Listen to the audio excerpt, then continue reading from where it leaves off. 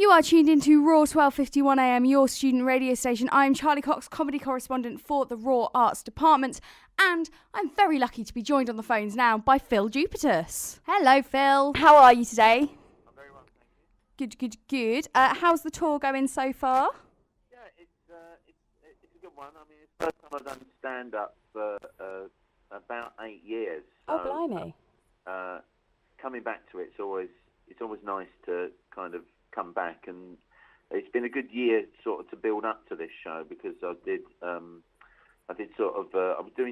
was acting for about 2 years. Oh, wow. I did anything. So I was doing, I did the producers and Chitty Chitty Bang Bang, and I did a little stint of some Shakespeare in Bath. Oh, brilliant. So coming back to stand-up after a nice long break like that, it's always good because you kind of enjoy the freedoms of it. Yeah. At the time you're kind of learning how to do the job again. So I quite like it. This tour is the most sort of me tour. Is it? I've done. Yeah.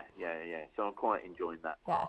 Yeah. Oh, fabulous. I was going to ask you about the Jubilicity tour, actually. Kind of like, what's it about? So anybody who's kind of thinking about coming along, sort of what they could expect. It's called Jubilicity because it's the two sort of sides of my performing character have always been the kind of the sort of disciplined and structured one, which is the poet.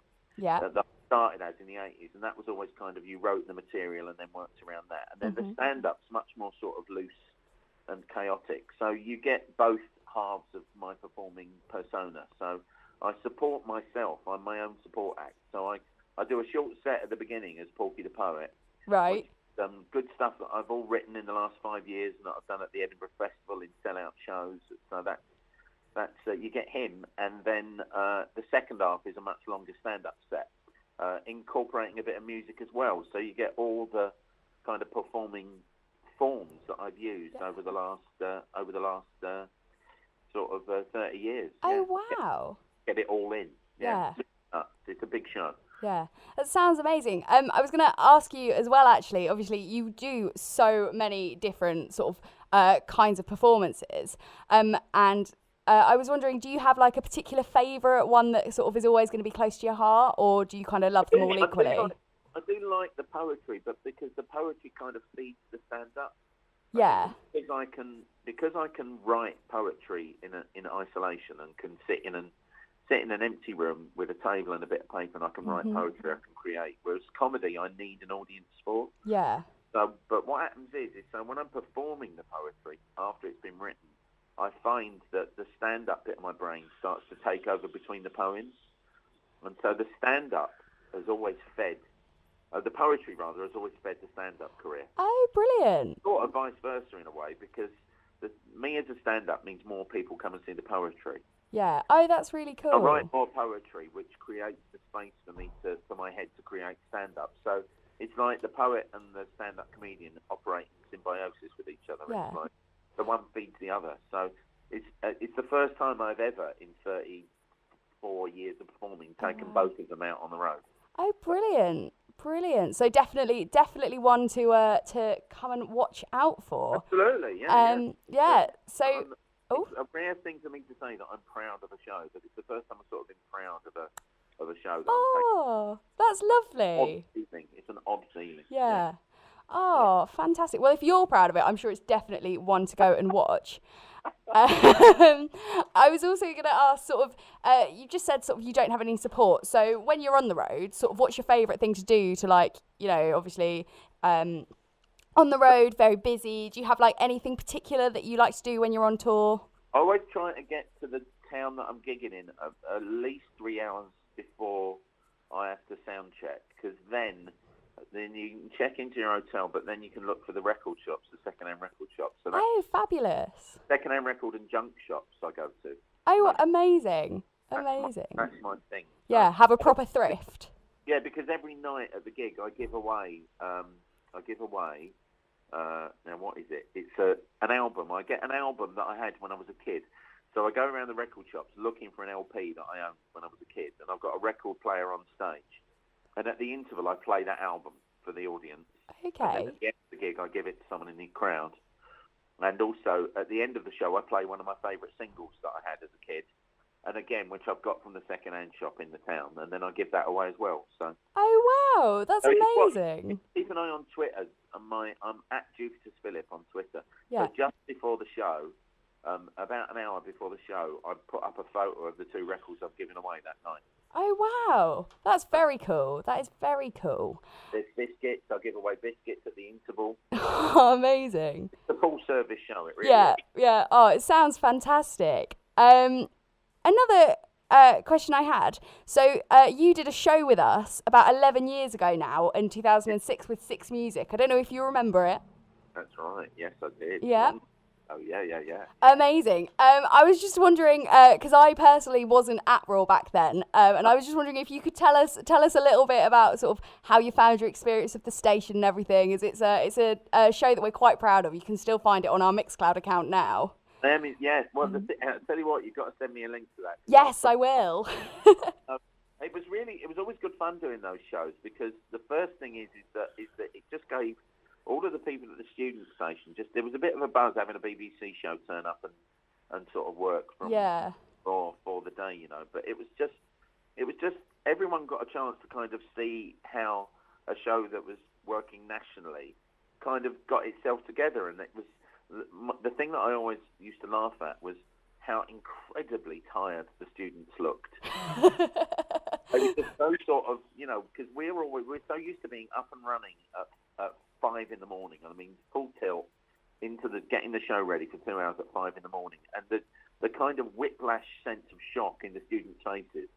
And so it was like being in The Walking Dead. We're in a studio surrounded by these kind of terrified zombies. It was like in reverse order. We were eating their brains. Oh, brilliant! All very hungover as you as well, as is the student way. When you're young, you're bulletproof to that sort of thing. But then when you're seeing these old lads wandering around going, oh, this, don't do that, don't touch that, we got to do this. So it was a really good laugh. I'm trying to remember what gig we'd seen the night before. Oh, remember what guests we had on? Do you remember? Have you heard the show? I can't. I was listening to the show yesterday. I'll have a look now. Yeah. I believe you had on. You went and interviewed the band Shady Bard.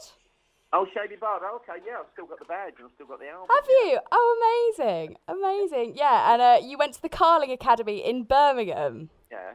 Yeah. Oh, so we saw, let me see, so we would have seen Athlete. Athlete. Oh, that's a throwback. Athlete, yeah, a throwback. You can shut up. They're a new band to me. You can shut up. Oh, God, if Athlete are golden oldies, I'm finished. Yeah. Yeah. Good. So it was Athlete and Breaks were supporting them. So it was a great gig. That I remember it. Athlete played us a song. They dedicated a song to me and Phill, my producer. Oh, so, amazing! Yeah, amazing. So, yeah, it was good. Yeah, it was a really good night. So and I absolutely loved those shows. They were just such good fun. Yeah. You know? Well, that was my next question. Would you be interested if we arranged another one? Come and do another 3 hours. When? Oh, I'll chat to you after the interview. We'll get it sorted. All right. We'll see about that. Yeah. The thing is, to be honest, I'm saying yes on air, and I can always retract. We live in the days of post-truth these days. That's so true. I'm saying yes on air, and literally, you could talk to me again. I go, no, I never said that. I never said that. Always deniability. Yeah.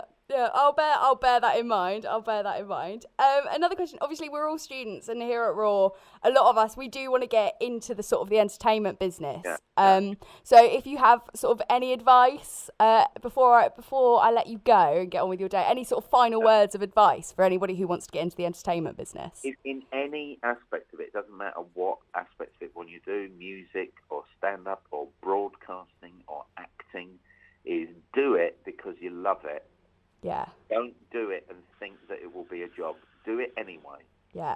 And if you do it and you're good at it, it will become your job, and you won't be able to stop it becoming your job.